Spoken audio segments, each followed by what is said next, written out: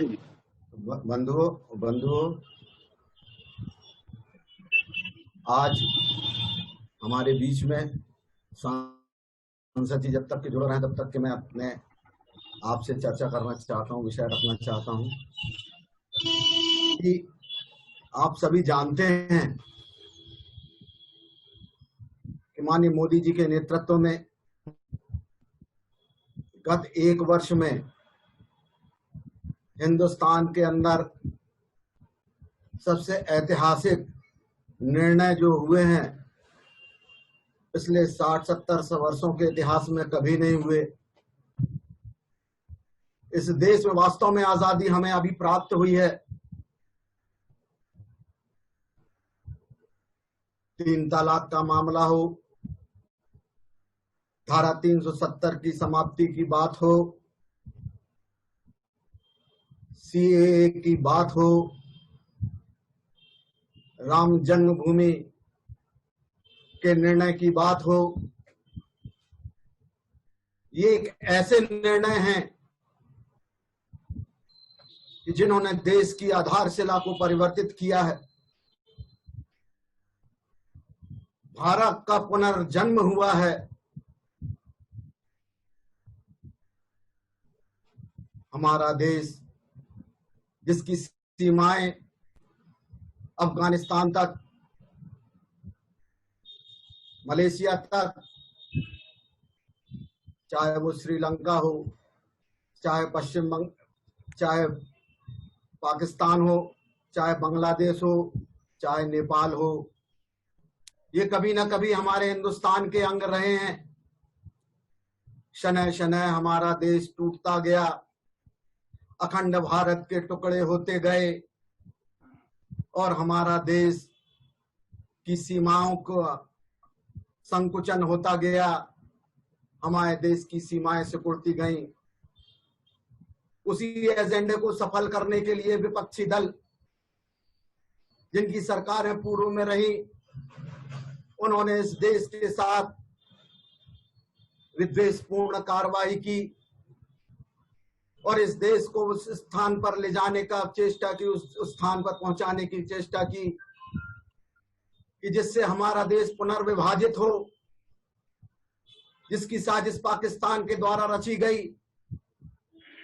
जम्मू कश्मीर के अंदर धारा 370 लगाई गई हमारे देश के लोगों के द्वारा। हमारे देश के पूर्व के प्रधानमंत्री जब देश आजाद हुआ था उस समय हमारा देश हिंदू और मुसलमान के आधार पर बटा था, लेकिन धारा 370 लगाकर हिंदुस्तान से अलग करने की चेष्टा की गई। वहां का कोई व्यक्ति, वहां की कोई महिला यदि कश्मीर के बाहर के व्यक्ति से विवाह करती तो उसके सारे अधिकार समाप्त हो जाएंगे। वहां के जो दलित हैं, पिछड़े हैं, दलितों को केवल दलित का कार्य करने दिया जाएगा, उनको पढ़ाई लिखाई नहीं दी जाएगी, उनको किसी सरकारी नौकरी में स्थान नहीं मिलेगा। हमारे देश में 2 निशान, 2 विधान, 2 प्रधान हुआ करते थे। कश्मीर का झंडा अलग होता था। वहां का मुख्यमंत्री को वजीर आजम यानी प्रधानमंत्री बोला जाता था। वहां का संविधान अलग था।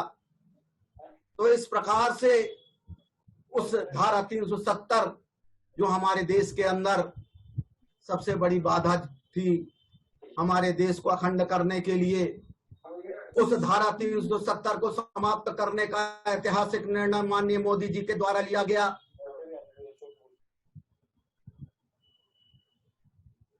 कश्मीर के अंदर जो नेतृत्वकर्ता थे, जो अलगाववादी थे, जो इस देश को, कश्मीर को विघटित करना चाहते थे, उन्होंने कहा कि धारा 370 समाप्त की जाएगी तो यहाँ पे झंडा उठाने वाला कोई नहीं बचेगा। लेकिन वो धारा 370 समाप्त करने का साहसिक निर्णय माननीय मोदी जी के द्वारा लिया गया और इस प्रकार धारा 370 को समाप्त करके हमने इतिहास को स्वर्णिम अक्षर में लिखने का प्रयास किया है। माननीय मोदी जी के नेतृत्व में हम इस इतिहास में जो परिवर्तन हो रहा है उसके साक्षी हैं, उसके गवाह हैं कि हमने इस परिवर्तन को देखा है। हम देख रहे हैं कि हमारे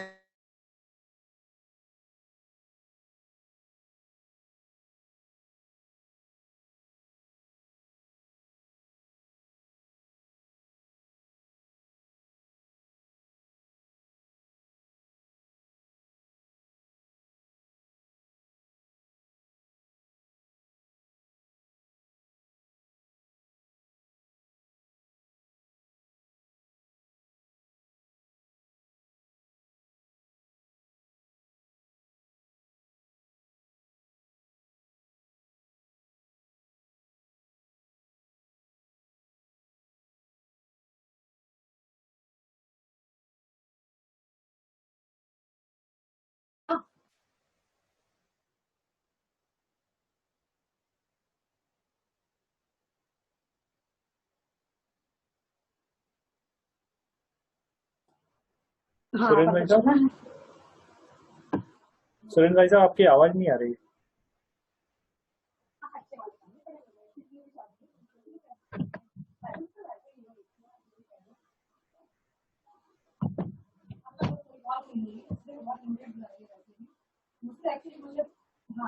मुझे पहले भी बोला था, उसने परसों बोला था करना काम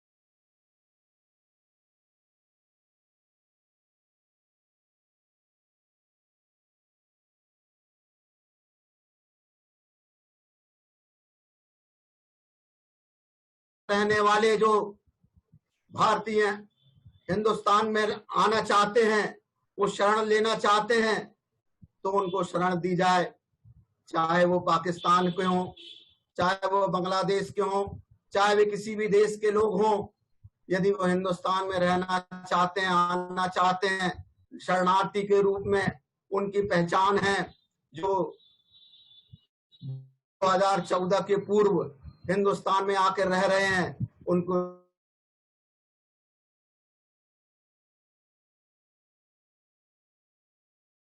इसको कमजोर करने की साजिश की, देश में आतंक फैलाने की साजिश की, देश में दंगे फैलाए सीएए के नाम पे, जबकि केवल वह नागरिकता देने का मामला था, किसी की नागरिकता छीनने का मामला नहीं था।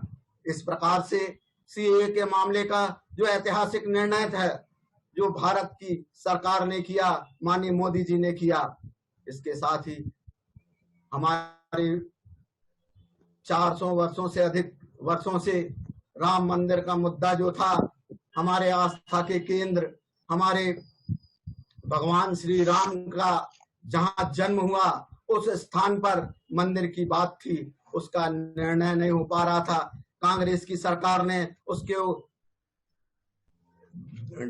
देरी करने का प्रयास किया, उसमें तरह तरह की कानूनी अड़चनें लाई, उसमें एफिडेविट दिया कि राम भगवान तो थे ही नहीं, वे काल्पनिक कहानी है ये। तो इस प्रकार से विपक्षियों ने, कांग्रेस ने राम मंदिर के निर्माण के मामले में, निर्णय के मामले में बार बार गतिरोध उत्पन्न, उनके जो वकील हुआ करते थे, चाहे वो कपिल सिब्बल हो, चाहे कोई दूसरे वकील हो, उन्होंने बार बार इस मुद्दे पर निर्णय ना दिए जाने की अपील की कि अभी ना दिया जाए, अभी ना दिया जाए, चुनाव के बाद निर्णय दिया जाए। और इस तरीके से लिंगादान करते करते अंत में एक दिन ऐसा आया कि जो 400 वर्षों से गुलामी का प्रतीक था हमारा हमारा श्री राम मंदिर, उसे आजादी प्राप्त हुई।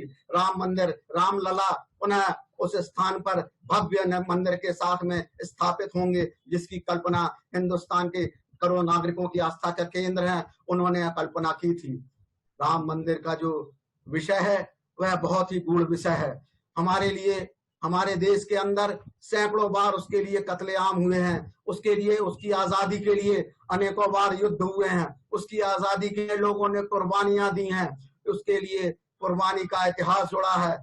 इस ऐसे महत्वपूर्ण निर्णय के ऊपर जब कांग्रेसी बोलते थे मंदिर वहीं बनाएंगे लेकिन तिथि नहीं बताएंगे, डेट नहीं बताएंगे, इस प्रकार का उपहास उड़ाया करते थे, इस प्रकार उनको मुंह तोड़ जवाब मिला है। तो आज मैं आपको बताना चाहता हूं प्यारे भाइयों, तो माननीय मोदी जी के नेतृत्व में जो ये महत्वपूर्ण निर्णय हुए हैं निश्चित ही स्वर्ण अक्षरों में लिखने योग्य है। भारत का पुनर्जन्म हुआ है, भारत की आधारशिला रखी जा रही है। आने वाला भविष्य हमारा कैसा होगा, हमारे बच्चों का जो भविष्य है वो सुरक्षित हाथों में होगा कि नहीं होगा, उनको रोजगार मिलेगा कि नहीं मिलेगा, चाहे वैश्विक मामलों का मामला हो, चाहे हमारे देश की आर्थिक नीतियां हो, चाहे विदेश नीतियां हो, आज भारत एक सशक्त राष्ट्र के रूप में उभर के आया है। आज पूरा विश्व पटल के ऊपर माननीय मोदी जी सर्वश्रेष्ठ नेतृत्व के रूप में उभर के आए हैं। विश्व के अंदर सर्वश्रेष्ठ लोकप्रिय नेता के रूप में माननीय मोदी जी को जाना जाता है। माननीय मोदी जी के कारण आज भारत की छवि जो है विश्व गुरु के रूप में स्थापित होने जा रही है। आर्थिक नीति के मामले में, वैश्विक नीति के मामले में, लोगों को रोजगार देने के मामले में माननीय मोदी जी ने जो काम किए हैं निश्चित ही अनुकरणीय है। हिंदुस्तान के इतिहास में ऐसा कठोर निर्णय लेने वाला नेता आज तक हिंदुस्तान में पैदा नहीं हुआ। मैं आपको बड़ी विश्वास के साथ में कहना चाहता हूं कि हमारा देश संपूर्ण सुरक्षित हाथों में है, सशक्त हाथों में है, मजबूत हाथों में है, राष्ट्रवादी विचारधारा के हाथों में है। ऐसे व्यक्ति के नेतृत्व से हमारा देश निश्चित ही नई दिशा को प्राप्त होगा। हमारे देश में उज्जवल भविष्य की कामना होगी। हम आत्मनिर्भर बनने जा रहे हैं। भारतीय जनता पार्टी के माध्यम से मैं आपसे निवेदन करना चाहता हूं, माननीय मोदी जी का जो संकल्प है भारत आत्मनिर्भर बने, तो आत्मनिर्भर बनने के लिए हमें कुटीर उद्योगों की स्थापना करना होगी, छोटे छोटे उद्योगों को आगे बढ़ाना होगा, उसके लिए वोकल बनना पड़ेगा, विदेशी वस्तुओं का बहिष्कार करना पड़ेगा। विदेशी वस्तुओं का यदि हम बहिष्कार करेंगे तो निश्चित ही हम अपने देश को आत्मनिर्भर बनाएंगे। यह हमारी परीक्षा की घड़ी है, हमें युद्ध में नहीं जाना, हमें लड़ाई लड़ने नहीं जाना, हमें आने नहीं जाना, हमें किसी की हत्या करने नहीं जाना, लेकिन भी हैं केवल हम इस बात की चिंता करें कि हम जो भी काम करेंगे राष्ट्र हित के लिए करेंगे, राष्ट्रवादी विचारधारा के लिए करेंगे,